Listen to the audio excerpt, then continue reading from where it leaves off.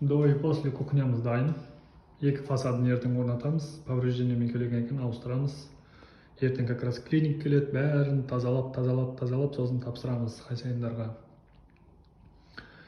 Енді айтарым, мебель на заказ берген кезде бәрін сразу келісіп алыңыздар. Мебельщиктер мойканы, смеситель, плитканы, духовка болса духовканы подключение жасамайды. Жасау біледі, бірақ жасамайды. Өйткені каждый специалист өз жұмысын өз жасауы керек.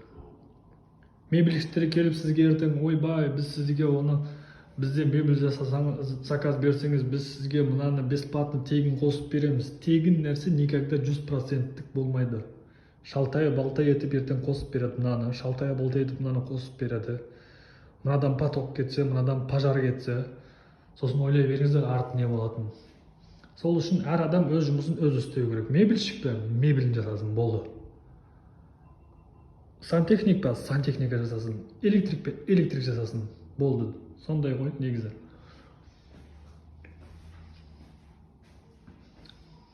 Біздің шыққан кухня осы.